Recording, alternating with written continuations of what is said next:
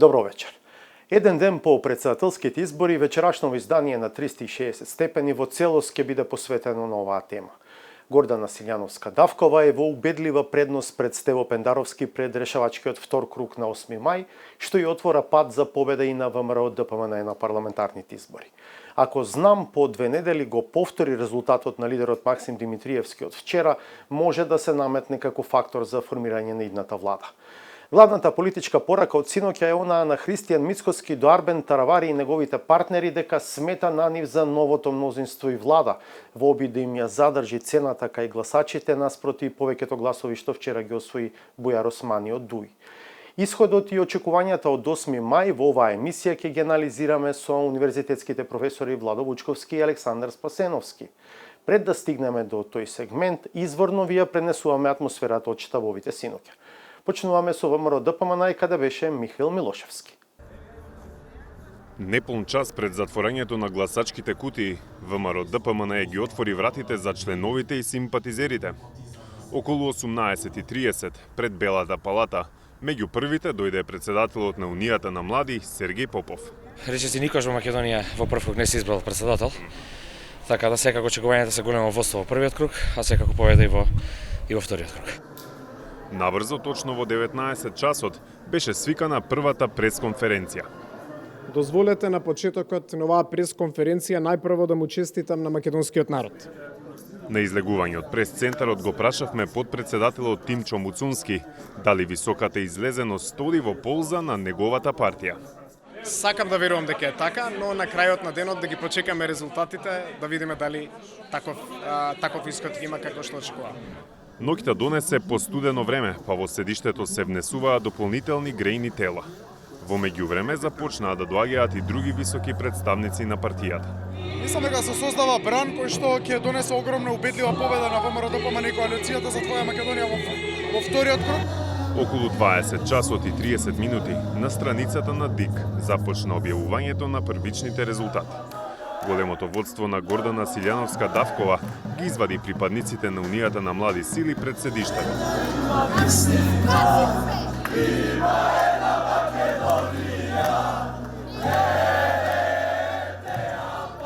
Додека овде се славеше, од прозорците на блискиот штаб на СДСМ повремено се пуштаа погледи кон веселбата.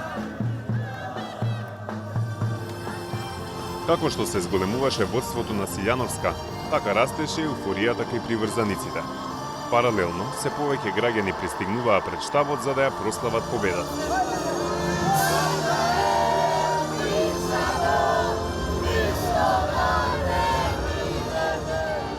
Задоволството не го криеше подпредседателот на ВМРО ДПМН Александар Николовски, кој призна дека е изненаден од водството кое во тој момент изнесуваше 160.000 гласа. Добредојдени се сите гласачи кои што сакаат да ја поддржат, така што се расширени за сите кои што сакаат да ја поддржат, освен за двете политички партии кои што се сега во владината коалиција. Прес-центарот започна да се полни, а тоа беше знак дека следува пресконференцијата на кандидатката на ВМРО ДПМН за председателка на државата. Мене ми е јасно дека овој резултат е неверојатно инспиративен за мене. Немам зборови со кои можам да ја изразам благодарноста. На пати дури се срамам, заре можно толку многу луѓе вака да реагираат. Додека Силјановска зборуваше, присутните ја прекинуваа со скандирање.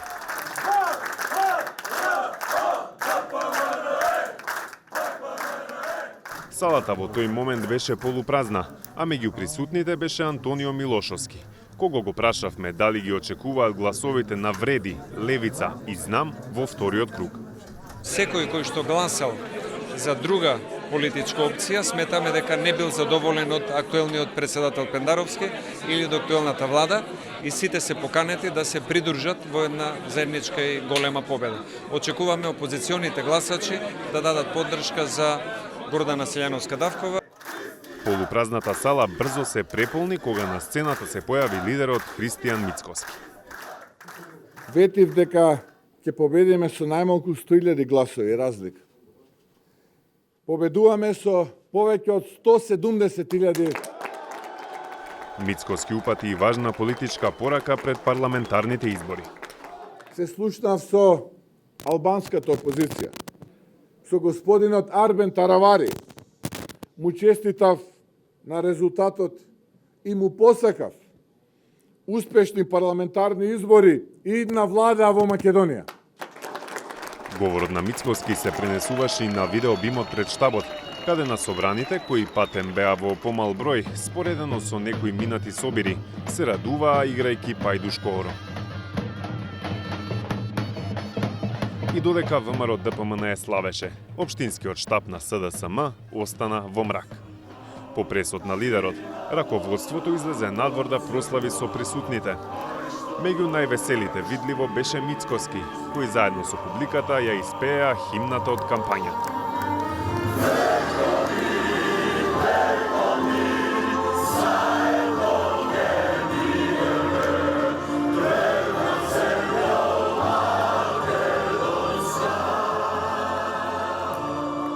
Пред полноќ плоштадот почна да се празни, а приврзаниците договорија нова средба на истото место на 8 май.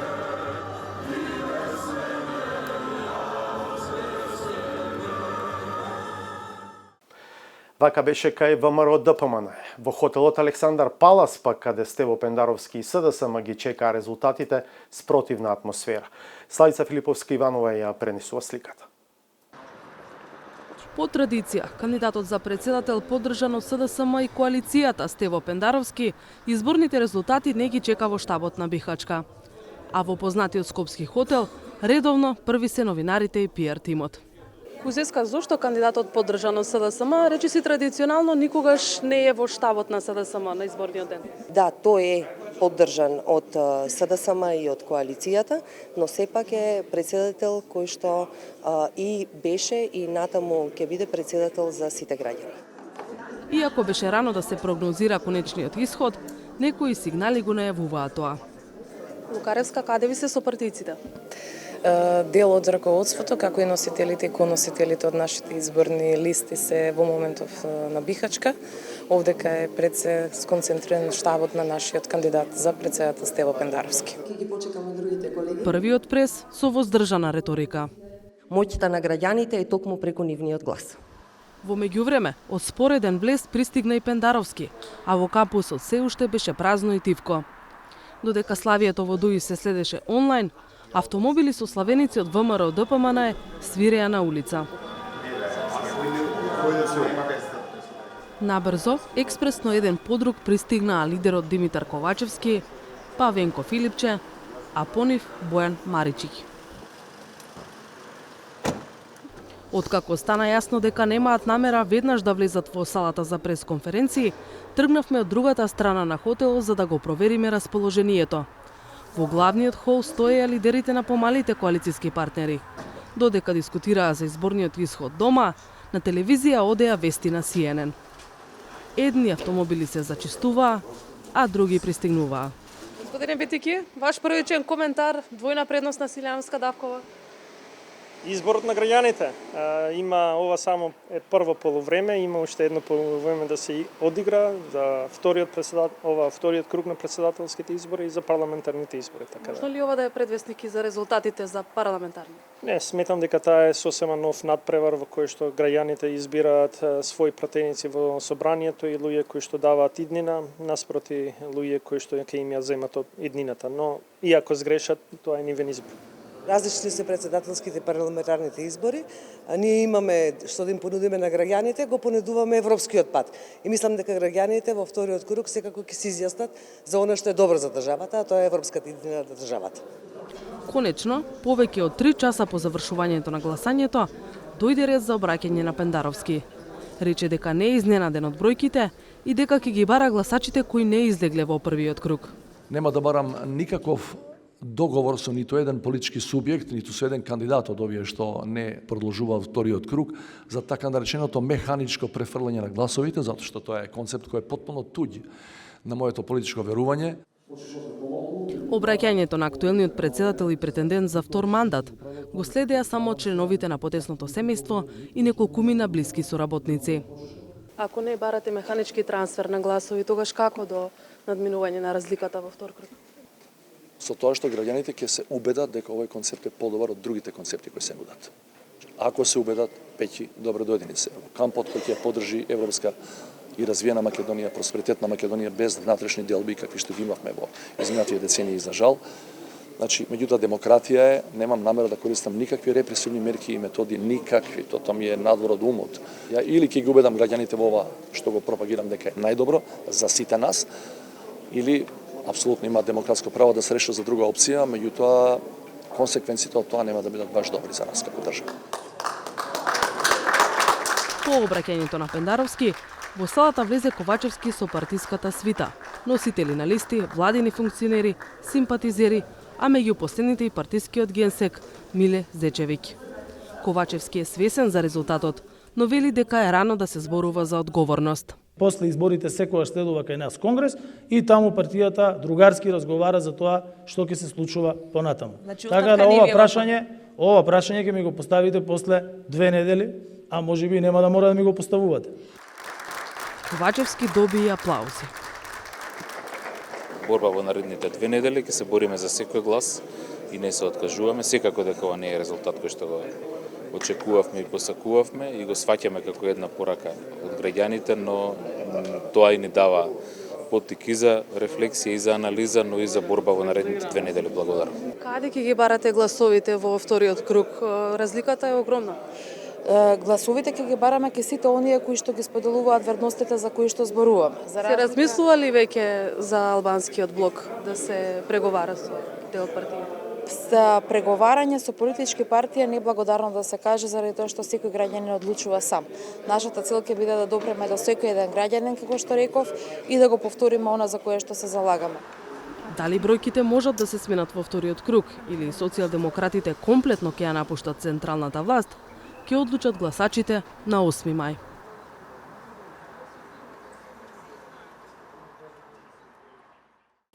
Вториот словенички табор синоќа беше оној на Бујар Османи и Европскиот фронт предводен од Дуј. Се славеше и во Мала Речица и на Тетовскиот плоштад. Еве како, од Зоран Јовановски. Пред крајот на гласањето, во седиштето на Дуј во Тетовска Мала Речица пристигна храна и куп сладолед. Кој јаде сладолед? Славиме. А, за славење. Бујар Османи повише јаде. Меѓу последните од функционерите дојде шефот на партискиот изборен штаб и министер Фатмир Бесими. Добар ден. Како стојат до сега резултатите, информациите што велат? Ќе имате информации. Дека кандидатот на Дуј за председател ќе има добар резултат, беше убедена Теута Арифи. Мислам дека во принцип гласањето, колку што сме информирани, добро се одвива. Се надевам дека и на крајот ќе биде окей. Најпрво во однос на регуларноста и резултатот мислам дека не е за дискутирање. Бојар ќе добие добри гласови. Во прес-центарот, покрај домашни, имаше медиумски екипи и од Албанија и Косово. Околу 19 часот во Дуј влезе лидерот на ДПА Мендух Тачи, некогашен жесток противник, сега партнер на Али Ахмети. И почна исчекувањето на резултатите. Почитувани представници на медиумите, почитувани граѓани, народот го кажа своето. Партискиот портпарол Адеми сметаше дека нивниот кандидат има шанси за втор круг. Според гласањето на диаспората во Европа, нашиот кандидат е второпласиран. Така што ние сме фокусирани за издвојување на победата за Бујар Османи и секако таа победа да ни обезбеди и втор круг на избори. Околу 20 часот пристигнаа голем број членови и симпатизери.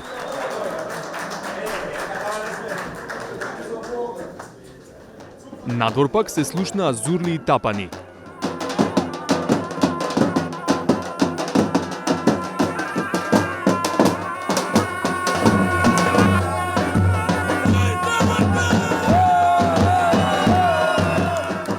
Се извикуваа имиња на локални функционери на Дуј.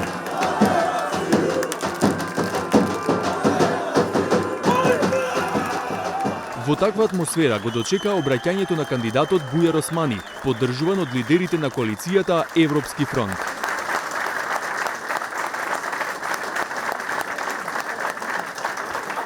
Дозволете да објавам во име на фронтот прелиминарни резултати за една длабока победа на фронтот наспроти албанската опозиција со над 40.000 гласа. Според првичните резултати, веќе беше јасно дека Османи нема да влезе во вториот круг. Па логично се наметна ова прашање. Кого ќе поддржите во вториот круг, господине Османи? Да ги видиме резултатите, уште не знаеме кој ќе биде во вториот круг. Што ќе биде одлучувачко? Да не прејудицираме по етничка основа. Господине Ахмети, кого ќе поддржите во вториот круг? Од што ќе зависи тоа? Но Ахмети имаше селфи за правење. Господине Тачи, во вториот круг кого ќе поддржи Европскиот фронт? Него ќе го прашате господинот Ахмети. Фронтот ги повика приврзаниците на прослава на плоштадот во Тетово. Поддржувачите на ДУИ со кои успеавме да поразговараме, немаа конкретен став кого треба да поддржат во вториот круг. Тоа ќе одлучи некој друг. Вие лично имате фаворит? Нормално нашиот кандидат Бујар Османи фаворит. Не сум одлучил за себе, а коалицијата нека најде начин на кога ќе му дава. За мене не сум одлучил. Само трпелив и вешт возач синоќа можеше да стигне до Тетовскиот плоштад. Таму веќе имаше поставено бина за славенички говори.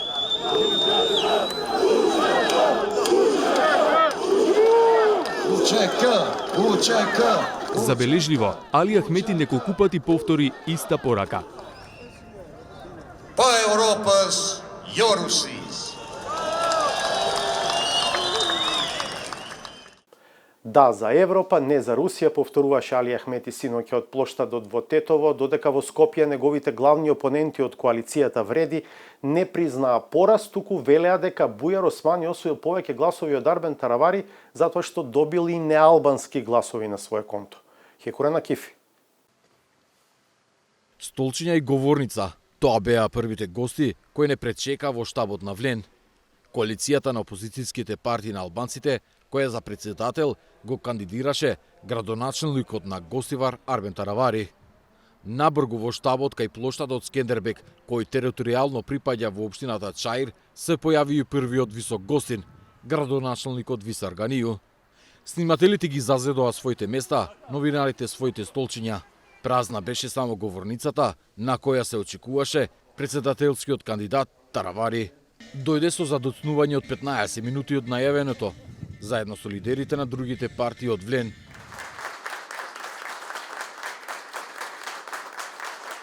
Земјот тресот после изгледа денеска почна со масивното учество на граѓаните во изборите, а се надевам дека на 8 мај Влен ќе победи и ќе дојде долго очекуваната промена дуи да биде во опозиција.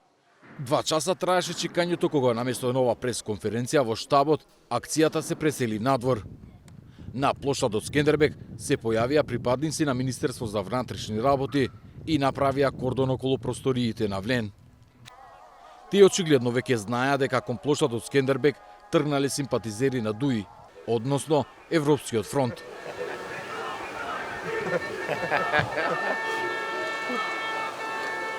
Артан Груби не беше само во устите на симпатизерите кои се појавија на плоштадот Скендербек. Тој лично се појави пред нив, заедно со заменик министерот за внатрешни работи Назим Буши и министерот за информатичко општество Наим Бајрами. Па го прашавме Груби дали славењето пред штабот на Влен е провокација. Ризикот што го донесе прославата на ДУИ пред штабот на Влен значеше дека столчињата и говорницата нема да дочекаат нова пресконференција. Раководството на опозицијата се премести 100 метри подалеку, во блиските канцеларии на Демократското движење на Изет Меджити, во трговскиот центар Мавровка. Таму прв збор доби градоначелникот на Тетово и лидер на Беса Билал Касами. Не призна пораз. Сакам да истакнам дека добитници на овие избори сме ние коалицијата Влен. По ова пресконференција стигна информација дека лидерот на ВМРО-ДПМН Христијан Мицкоски реколоти разговарал со Таравари и му посакал среќа на парламентарните избори и идна влада. Канцелариите на Демократското движење речи се испразнија, додека ја чекавме шансата да го прашаме Таравари Како е неговото мислење за пораките на председателот на ВМРО-ДПМНЕ за влез во идна влада? Ne qëndrojmë në atë që kemi thënë se parakush për të hyrë në qeverinë e ardhshme do të jetë që vendi ynë të fillon negociatat me Bashkimin Evropian. Како и Касами, и Таравари не призна пораз. Терминот што го употреби е разлика, како и дека е таа резултат на коалицирањето на ДУИ со партии на други етнички заедници. Diferenca më e madhe është në zonën 5 dhe diferencat janë në zonën 3-4, besoj se janë votat e pakicave, kështu që nëse i konvertojmë në deputet, vleni vjen të jetë -2 deputet se sa BDI-a. Kështu që pritjet tona janë që me deputet jemi dikun 16-14. Што понатаму? Таравари вели за парламентарните избори ќе се фокусираат на 6-та изборна единица за да направат пресврт во резултатот.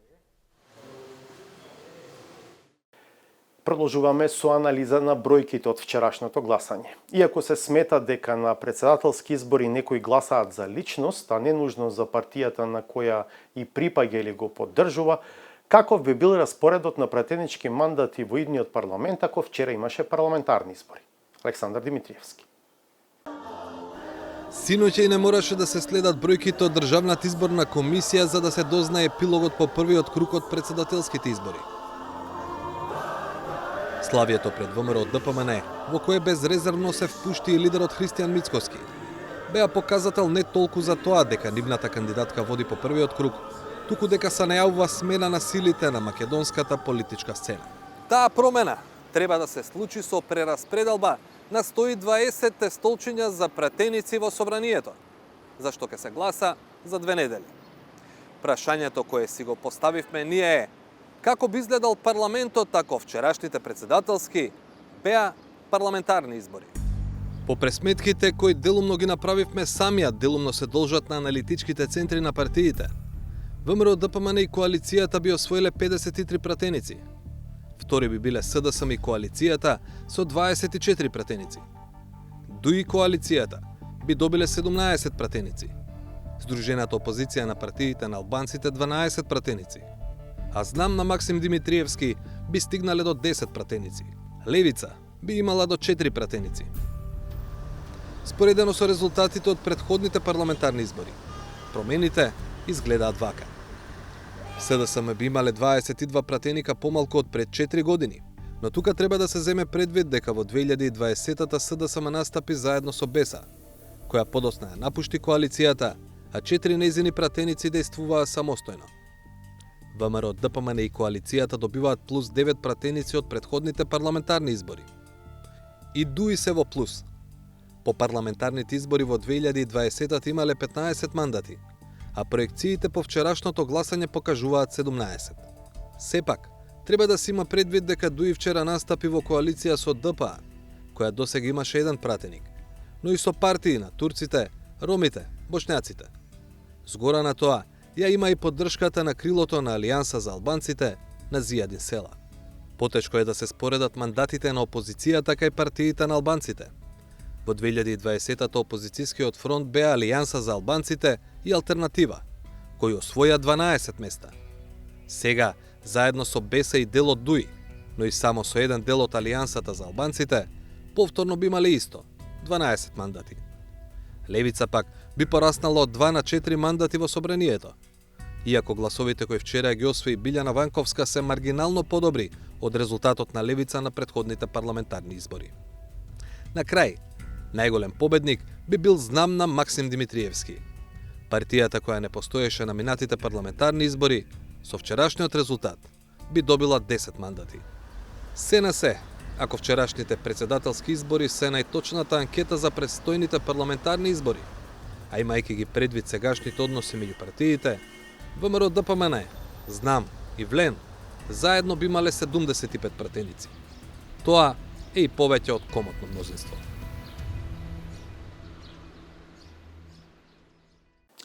Ова анализа на колегата Димитриевски е вовед во разговорот што следува со универзитетските професори Владо Бучковски и Александар Спасеновски. Во студиото имам двајца гости. Владо Бучковски, универзитетски професор, поранашен премиер. Добро вечер, добре дојдовте. Добре ви најдов. Александар Спасеновски, исто така универзитетски професор, поранашен пратеник. Добро вечер, добре најдов. Ви благодарам што ја прифативте и двајцата поканата. И за двајцата дури и најоптимистичките проекции на ВМРО ДПМН велеа дека Силјановска Давкова ќе оди до 330.000 гласа. Таа има повеќе од 360.000 по првиот круг од претседателските избори.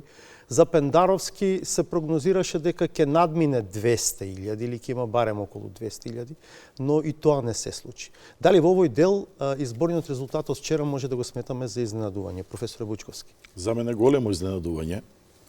Јас ги следев сите предвидувања и најоптимистичките на ВМРО ДПМН, кога говореа за огромна победа. Дефиницијата беше победа од 100 до 120.000 гласови. Мислам дека тие самите се изненадени од оваа голема двојна предност која имаат после првиот круг. Од друга страна, моите очекувања беа дека Пендаровски може да освои 230-240.000 гласови. Каде и зошто се 60.000 гласови помалку, во моите проценки, веројатно во текот на емисијата ќе даваме дополнителни коментари. Спасеновски, вие? Па, мислам дека тука треба да направиме дистинкција помеѓу две нешта. Помеѓу прогнозите за победник и поразен. Мислам дека тука апсолутна беше согласноста помеѓу политичките партии и агенциите за истражување на јавното мислење и аналитичарите дека кандидатот на ВМРО ДПМН ќе има убедлив резултат и убедлива предност во однос на кандидатот на СДСМ. Меѓутоа се согласувам со професорот и со вашата констатација дека големината на разликата во резултатите помеѓу Гордана Силјановска од една страна и Стево Пендаровски од друга страна навистина не беше дел од ниту едно предвидување на ниту една агенција за јавно мислење или некоја јавна личност која што се занимава со коментирање на изборните резултати. Дури и на ИПИС кои што беа предмет на критика на СДСМ, разликата на крајот која ќе ја претворите во апсолутни бројки не беше толкова, да речеме 140-145.000, да, ама не 180 како што заврши. Да, разликата беше навистина голема, но не толку голема колку што практично и најважната анкета, тоа е самиот глас на граѓаните го покажа во текот на вчерашниот изборен ден и се разбира овој изборен резултат за претседателските избори ќе има свој одраз и врз вториот круг, како и врз втората најважна битка, тоа е парламентарните избори. Околу причините, професоре Бучковски и вие, професоре Спасеновски. Некои велат дека можеби оваа разлика од 330 до 360 треба да ја подведеме на последната изјава на Али Ахмети од плоштадот во Скопје, кога му се обрати лично на Мицкоски, велејќи му ти си израснат на кекси, на бисквити, јас растев во кула што 3 пати е горе, на камен по камен тврдина, збор по збор белја, не барај си ја белјата Мицкоски, од устата се уште ти тече млеко. Дали мислите дека тоа може да биде една од причините дел од гласачите македонци да решат да гласаат против Дуи на тој начин што ќе го дадат гласот за Силјановска? Можно е, имајќи во предвид дека целата кампања беше обмислена и тука беше доследен Мицкоски со провокации кон Дуи и кон СДСМ. Значи, неговата најомилена реченица беше дека СДСМ се измеќарите на Дуи. Нападите кон Дуи го испровоцираа Ахмети и мислам дека тоа имаше одраз, затоа и оние кои го испитуваа јавното мислење, иако за разлика од претходните избори никој пат посиромашна не беше, да речеме, во тој дел достапна за нас, за обичните наблюдувачи, испитувањето на јавното мислење кој го прават политичките партии. Така што мислам дека тоа би можело да има одраз, посебно сликите кои вешто ги користеа во кампањата од ВМРО ДПМН, изикувањето УЧК на плоштадот и сето тоа, што од друга страна помислам го зголеми рейтингот на Дуи.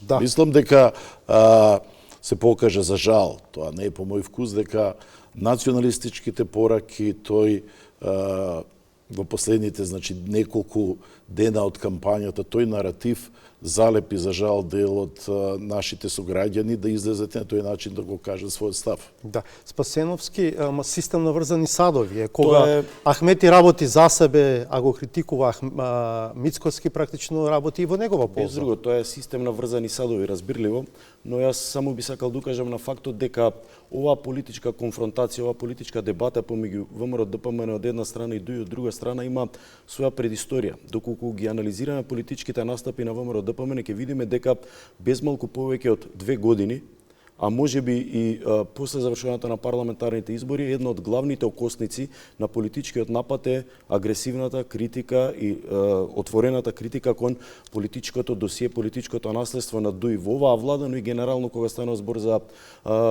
најновата македонска историја. Така што во кампањата беше логично, за очекување беше дека ќе продолжи тој наратив од страна на ВМРО ДПМН во однос на ДУИ, но она што изненади е реакцијата, одговорот на ДУИ кон ВМРО ДПМН. Заради тоа што ако ги анализираме политичките настапи, ќе видиме дека ДУИ главно во изминатиот период, дали заради солидарност кон СДСМ, како нивен владин партнер, избегнуваше отворено да се конфронтира со најголемата опозицијска партија, меѓу другото и заради фактот што на тој начин би го довеле СДСМ во неповолна политичка позиција, во однос на таквата дебата и таквата конфронтација кој што би ја имале ДУИ со ВМРО ДПМН, но во кампањата, нели, кога веќе имаме генерален политички ресет, она кој што изненади беше одговорот на ДУИ кон ВМРО ДПМН и тоа според мене предизвика во известна мера националистичка или национална мобилизација како во македонскиот така и во албанскиот блок, што од една страна беше и во контекст на главната политичка порака која што испраќаше најголемата опозицијска партија на овие избори и тоа ќе продолжи да го прави до крајот на парламентарните избори, а тоа е дека Македонија, гласачите на ВМРО или граѓаните треба да ја земат повторно во своји раце, што алудира на фактот дека претходно таа перцепција не била во нивните раце. Бучковски, може ли да се влече паралела со 2006 година? Вие сте тогаш премиер, од таа позиција како лидер на СДСМ одите на избори, ги губите изборите по еден тежок мандат во коалиција со ДУИ, мандат пред се фокусиран на спроведување на првите обврски од рамковниот договор. И сега многумина препознаваат слична ситуација дека и овој пат како и тогаш СДСМ беше на некој начин потрошена од ДУИ и го плаќа цехот на изборите. Не го делам тоа мислење, мислам дека тоа беа звездените моменти на СДСМ, имајќи во предвид дека во тој мандат со ДУИ стигнавме до кандидатскиот статус во декември 2005-та. Друго е што не успеавме да го валоризираме додека ритизите одеа во наш прилог, но генерално новата територијална организација го потроши сериозно СДСМ, му даде една сериозно добра алатка на ВМРО ДПМН, тоа е неуспешниот референдум, но на референдумот секој поименично беше евидентиран, тоа ве што го направија. ВМРО ДПМН е сериозно добро организирана партија, како што е кога е во форма и СДСМ, така што мислам дека има повеќе причини, но на крајот на денот тогаш разликата беше само 80.000 гласови. Во мандати беа 45 за ВМРО, 32 за СДСМ. Тогаш имавме еден друг феномен кој исто така му се случува на СДСМ, гледаме, тоа е појавувањето на нова партија, тогаш се појави на СДП на Тито Петковски, сега Максим Димитриевски со знам има уште подобар резултат од Тито Петковски во 2006-та. Пред да ве прашам тоа само, Спасеновски, вие се сеќавате на тој период, кога влегувате прва во парламентот? 2008? Од 2006. И 6-та, значи вие сте на листата. Да, бевме заедно 6 години во парламентот. Аха, добро. Има за вас простор да се влечат такви паралели? Па не би можел од оваа перспектива да кажам дали би можеле да се влечат или не би можеле да се влечат паралели, но факт е дека СДСМ доживеа драматичен пораз на овие избори и доколку ги правиме анализите можеме да видиме дека делот или најголем дел од гласовите, доколку правиме таква едноставна математика, можеме да ги најдеме во бројот на гласовите кои што ги освои Максим Димитриевски и неговото движење Знам. Ако направиме прост збир на гласовите кои што ги освои претседателскиот кандидат на СДСМ со гласовите кои што ги освои Максим Димитриевски, ќе видиме дека тие се движат околу бројката која што стандардно ја имала како бројка на гласови СДСМ и во периоди кога имала многу ниска популарност. Сега веќе го споменувате и двајцата Максим Димитриевски. Дали и неговиот резултат може да го сметаме за изненадување во позитивна смисла? Тука уште една партија, Левица, Билјана Ванковска беше нивна кандидатка, и неизиниот изненадување во негативна смисла, Спасеновски. Покрај победата огромната разлика од повеќе од 180.000 гласови на кандидатот на ВМРО ДПМН во однос на кандидатот на СДСМ, следното важно изненадување на овие избори е политичкиот исход од гласањето во однос на левица и во однос на знам. Мислам дека во однос на левица можеме да констатираме дека онаа теза која што долго време ја форсираше, употребуваше, ја користеше лидерот на таа партија дека левица е најбрзо растечката политичка структура во државата, некаде од 2020 година до денес, сега повеќе не важи. Левица се врати на рейтингот на политичките позиции кои што ги имаше во 2020 година, стабилизирајќи се некаде околу 40.000 гласа, што зборува за тоа дека оваа политичка партија некаде сгреши во овој меѓупериод. А од друга страна пак во позитивна смисла, секако можеме да кажеме дека изненадување рейтингот, исходот кој што го освои и бројот на гласовите кои што ги освои Максим Димитриевски, освојувајќи повеќе од 83.000 гласови, што зборува за сериозен капитал со кој што тој ќе влезе во трката за парламентарните избори. Доколку 83.000 гласови се обидеме да ги претвориме во мандати, тогаш ние оперираме со една бројка од околу 10 пратенички места, што е многу повеќе од пратеничките места кои што ги освои НСДП во периодот за кој што зборуваше професорот, и се однесуваше вашето прашање. Тоа би значило дека доколку овој тренд на работите продолжи, Максим Димитриевски и неговата знам ќе биде еден од незаобиколивите фактори при креирањето на клучните политички проекти во идното македонско собрание. Без да кажете прво влада, веројатно, нели? Но ајде ќе го отвориме и тоа прашање малку подоцна.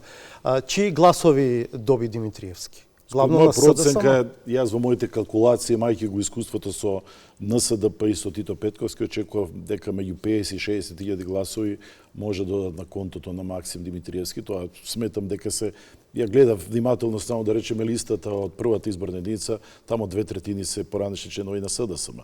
Очигледно беше дека тие беа таргетирани вешто од Максим Димитриевски и неговиот тим. Од друга страна, очигледно е дека има 20.000 според моја проценка и тие го направија изненадувањето да биде веројатно најпријатното изненадување, знам, на Максим Димитриевски, со тоа што го доведоа до една бројка што никој не ја предвидуваше. Мислам дека и самите не очекуваа дека може да имат 83.000 гласови. Кај албанците, Влен се надеваше, вложуваше голема надеж и верба дека нивниот кандидат Арбен Таравари може да придобие и некој глас надвор од партиските рамки да освои повеќе од Бујар Османи. Но тоа не се случи. 1,5 спрема 1 е соодносот на гласовите помеѓу Бујар Османи и Арбен Таравари. Каков е вашиот коментар за исходот, условно кажано, кај овие кандидати албанци? Исходот е на ниво на, би рекол, очекувањата кои што имаше јавноста во периодот пред гласањето, односно дека Дуи ќе го потврди својот изборен резултат, односно својата предност во однос на албанската опозиција. Сметам дека Дуи никогаш не беа поблиску до тоа да не доживеат политички успех со оглед на организираноста на албанската опозиција. Никогаш претходно така организирана не била албанската опозиција, но очигледно тоа не беше доволно за промена на изборниот резултат во однос на распоредот на силите. Она кое што сметам дека е важно да се истакне во овој период, освен добрата политичка организација која што очигледно ја има Дуи, ја има оваа партија, и променетиот политички пристап, би рекол, а тој првенствено се должи на фактот што Дуи се насочи освен строго кон албанските гласачи и граѓаните со албанско етничко потекло и кон други етнички заедници во оваа држава, првенствено на турците и на ромите, и доколку се направи оваа анализа, веројатно ќе се дојде до заклучок дека еден значителен дел од предноста која што освои Дуи нови избори во однос на албанската опозиција се должи на тој умешен, би рекол, стратешки, добро испланиран политички потек, Дуи да прави коалиција со важни политички партии, политички личности на турската, на ромската, на бошњачката и на другите етнички заедници во Република Македонија. Бучковски? Мислам дека Дуи има одличен резултат, беше неизвестна трката. Не верувам многумина дека Дуи може да направи ваква разлика, имајќи во предвид каква атмосфера беше создадена, ова е многу голема разлика.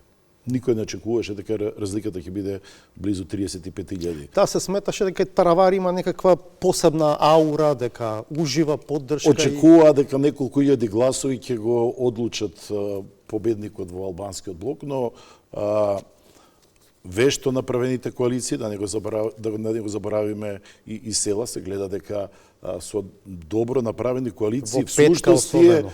само што во Гостивар што не победија, а таму им фалат неколку стотици гласови, значи победија секаде дуи. И тоа треба да се констатира како факт. Ако се гледа денеска дека во 60 општини победил ВМРО со Силјановска, тогаш треба да се каже дека дуи победил во сите други општини каде што доминантно живеат наши сограѓани албанци, освен во Гостивар каде што минимален е поразот. Тоа говори дека и клучот веројатно за успешноста на изборите ќе биде според мене кај дуи. На председателските избори вториот круг, според мој мислење. Зошто мислите така? Алудирате на можен бојкот? Мислам дека зад кулисите, може и додека ние го правиме, додека правиме оваа анализа, веќе сериозни политичари треба да размислуваат што и како на 8 мај. Дозволете еден инпут само овде пред да продолжиме со овој дел од анализата. Само гласовите на кандидатите македонци, значи минус гласовите за османи и минус оние за таравари, се 676.000.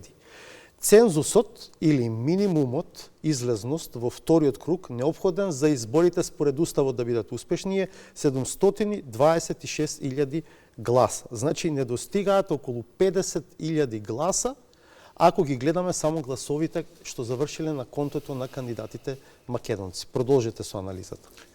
Значи, беа сите свесни дека имаме проблем со цензусот и слушнав дека срамежливо почна да се говори, ние треба да биде една од стратешките одлуки кога ќе се менува уставот, затоа што јас и понатаму сметам дека без промени на уставот не може да одиме понатаму, треба да отргнеме цензусот затоа што тој не доведува во вакви ситуации каде што има потенцијално нова политичка криза. Тоа и препорака и од ОДИХР. Тоа мора да се направи затоа што сега, да речеме, додека не го виде Максим Димитриевски резултатот, говореше дека тој не ги носи со себе гласовите на неговите поддржувачи, дека ќе повика секој по собствено убедување да гласа во вториот круг. Зато вчера во еуфорија го слушнеме да му порача на Пендаровски дека треба да се повлече од трката. Повлекувањето, што е невозможно според мене, на Пендаровски значеше пропаѓање на изборите. Значи нема теоретска шанса, нема. Ние разбравме до крај таа порака што беше, да. Па другата варијанта е да рече ајде јас да се тркам со Силјановска, јас можам да победам, не можеш ти. А не е возможно кај нас четвртиот да биде против кандидат на првиот. Ако не и петиот и мала разликата со таравари. Ајде нека биде четвртиот. Второ, мислам дека станува јасно дека испорача пред се дуи, пред да ги видат резултатите, или беше политички тоа мотивирано да го зголемат она што кај нив беше битно да ги хомогенизираат гласовите, со нови барања, кои беа протолкувани како политичка уцена дека после првиот изборен круг, каде што беше јасно дека се фаворити Силјановска, Давкова и Пендаровски, дека тие ќе побараат од едниот и од другиот кандидат, од едната и од другата политичка групација, да го поддржи нивниот став идниот председател на државата да се бира во парламентот. Гледаме денеска, не видовме дека такво барање е испорачано, но од друга страна, очигледно е дека ќе има многу калкулации, сега калкулира веројатно како иден мандатар Мицковски со тоа што едните и другите ќе ги тестира дали ќе дадат поддршката на Силјановска во вториот изборен круг. Затоа што, според мене, гледајќи атмосферата која може да отиде и во друг правец, срамежливо некој денеска говори од видните поранешни членови на СДСМ дека бојкотот е одговор на сето она што ВМРО ДПМН го правеше во изминатите 7 години, кога никогаш не беше кооперативен условно речено за стратешките прашања. Јас мислам дека е тоа погрешен пристап. И мене ми се допадна изјавата на Пендаровски. Мислам дека е честно докрај да се мобилизира СДСМ, поддржувачите на Пендаровски и да се истрче докрај оваа трка, затоа што ако не беа овие калкулации што сега ние ги правиме кој што изненади, уште однапред се знаеше дека коалицијскиот капацитет на Пендаровски е многу поголем од Силјановска. Никој не правеше вакви калкулации. Не се враќаме 99-та и семејното гласање или полнењето на кутиите за покојниот Борис Трајковски кога незаслужено го победи Тито Петковски. Сега е друго време, мислам дека е фер да се даде шанса на Пендаровски. Во игра, вие рековте се повеќе од 370.000 гласови на другите кандидати. 337.000 се гласовите надвор од оние што ги освоија заедно Силјановска и Пендаровски. Значи 337, разликата е околу 180. Сега теоретски може да зборуваме за еден резервоар од кој што може да има нели префрлања наваму или натаму, иако е навистина голема разликата од 180. Слушавме вчера дека се почнува од нула, но јасно почнува Силјановска со голема, со огромна предност, која теоретски е достижна. И мислам дека тоа, знајќи го карактерот на Пендаровски, но верувам дека и раководството на СДСМ е свесно за ризикот во кој би влегло ако евентуално се калкулира со евентуален тивок бојкот. Јас сум за тоа да се машки, да се истече вториот круг и да се направи максимум, затоа што мислам дека СДСМ, кај дел од членството, ќе се пробуди сега и наетот, не сакат да бидат вака понижени, затоа што расположението не беше да биде СДСМ доведен на новие 180.000 гласови. Конечно изборот на шеф на држава и државничка работа, да нема криза во државата, да нема институционален вакуум. Како размислувате вие на оваа тема? Одговорност е кон државата пред се на кандидатите и на партиите кои што застанаа зад нив да земат активно учество во вториот круг од претседателските избори и мислам дека најголем дел од партиите ќе демонстрираат таков однос, особено и заради самата технологија и начинот на кој што се изведени овие двојни избори, во кои на вториот круг од претседателските избори истовремено ќе се гласа и за парламентарни избори.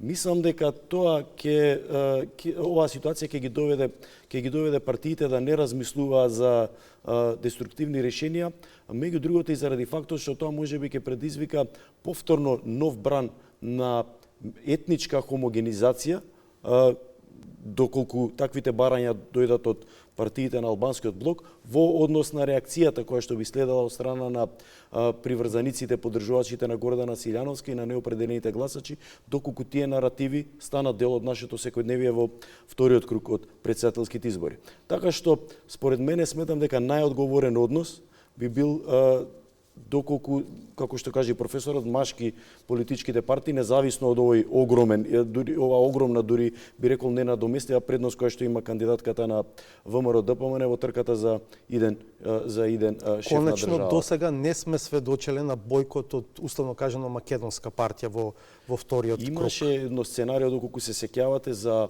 претседателските избори во 2004 година, кога во рамките на тогаш опозицијската ВМРО ДПМН постоја гласини за бојкот, меѓутоа ете тогаш од оваа перспектива можеме да заклучиме дека била донесена правилна одлука во трката помеѓу Црвенковски и Кедев, кога ВМРО ДПМН, знаејќи дека ќе доживее пораз на тие избори, сепак зема учество и таа изборна трка се изведе до крај. Веќе зборувавме ако дозволиш по Петровски, тоа беше и причина да дојде до промена на уставот и 50% беше тогаш. Тоа беше просто невозможно и ако следите во последните неколку денови, бидејќи се разменуваат и пораки помеѓу двајца поранешни премиери и председатели на ВМРО ДПМН, една од точката на судире токму тие избори, Груевски преку Ганка Самилова Цветановска, која тогаш беше шеф на изборниот штаб, останал доследен да биде успешен изборниот ден. Од друга страна, јавно Љупчо Ѓорѓиевски заговараше дека треба да се бојкотира изборот и да не стане Црвенковски председател. Така што не сме имале такво искуство, но лепди прашањето имајќи во предвид какво ќе биде однесувањето зад кулисите на двете албански политички партии. Не, особено Дуј, ако сака да игра за себе, препознавајќи дека и Мицковски и Синоќа, нели, едно од главните можеби политички пораки од Синоќа е таа реченица на Мицковски дека му се јавил на Таравари и дека му посака идна влада, нели? Мислам дека тоа беше вешто направено од Мицковски, бидејќи ако тоа не се случеше, мислам дека денеска опозицијата ќе беше поделена, албанската опозиција на 3 или 4 партии.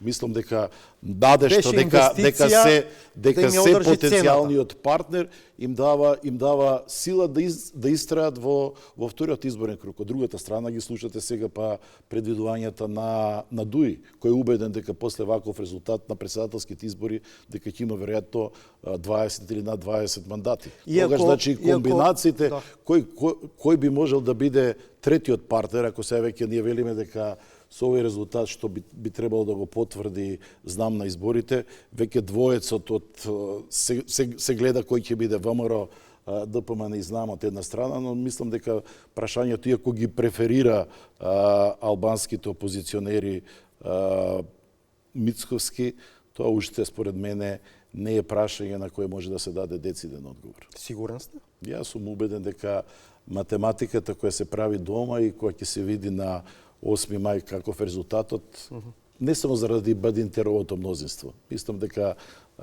таква голема предност имавме ние едно искуство во 2006 веќе кога не враќате, кога Дуј остана во опозиција, ДПА беше партнер. 2 години преживеа владата на ВМРО и ДПА.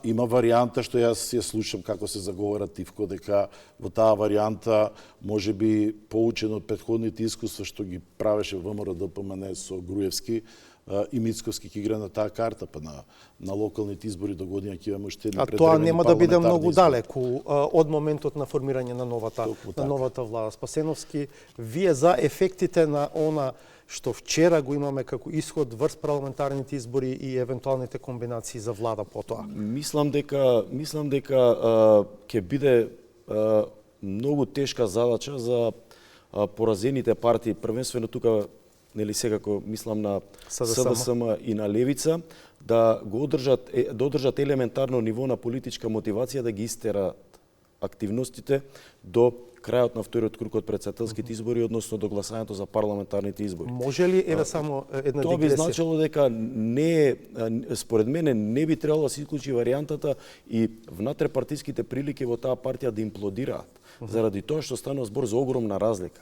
Предноста на Гордана Силјановска е повеќе од 180.000 гласови.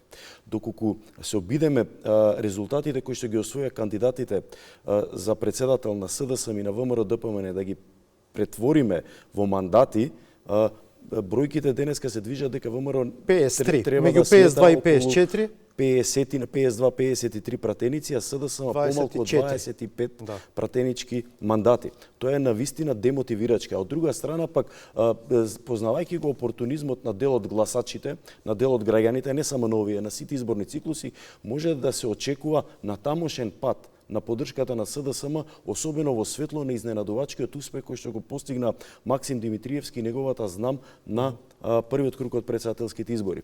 Така што, она кое што јас би можел да го прогнозирам во однос на исходот од претседателските избори, исходот од претседателските во однос на парламентарните избори е дека ќе има или стагнација, но може не дури и благ пат на гласовите кои што би ги освоиле СДСМ, веројатно стагнација и благ пат на гласовите кои што ги освои Левица и би ги освоила на парламентарните избори, може би благ раст на гласовите кои што ќе ги освои Знам и секако на ВМРО ДПМН. Во однос на албанскиот блок на партиите, тука очекувам стагнација, не очекувам посебни промени, заради тоа што од една страна, како што и вие тоа добро го забележавте, имаме едно ветување, очекуван исход кај албанската опозиција дека ќе биде дел од идната власт после политичката промена на парламентарните избори, но од друга страна го имаме и Дуј кој што го потврди својот политички рейтинг. Мислите дека Мицковски би се помислил дали да ги земе опозицијата или Дуј? Мислам дека Јас сметам дека одговорот на тоа прашање веќе го имаме. Станува збор, како што споменавме на почетокот од оваа емисија, на еден долготраен политички судир помеѓу ВМРО ДПМН и СДСМ.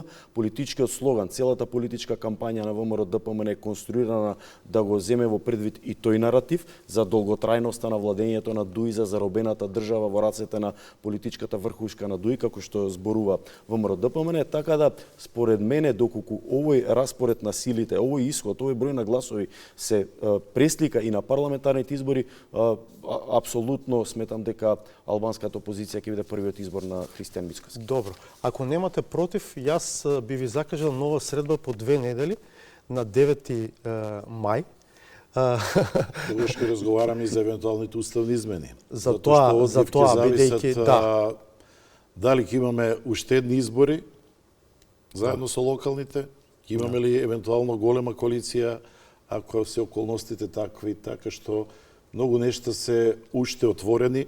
Јас, за разлика од колегата Спасеновски, знаејќи го карактерот на СДСМ, сметам дека СДСМ ќе има подобар резултат од овој на парламентарните избори и дека тоа ќе биде мотивација евентуално и за сите оние кои претендираат да бидат наследници на Ковачевски да покажат дека со поинаква организација и со поинаква мотивација на членството кој ќе му треба после овој шок на вистина мотивација да се изнесат според моја проценка барем уште 30-40 повеќе гласови на контото на СДСМ. Еве, ајде на 9 мај ќе се видиме па ќе анализираме повторно. Ви благодарам за овој разговор. Благодарам.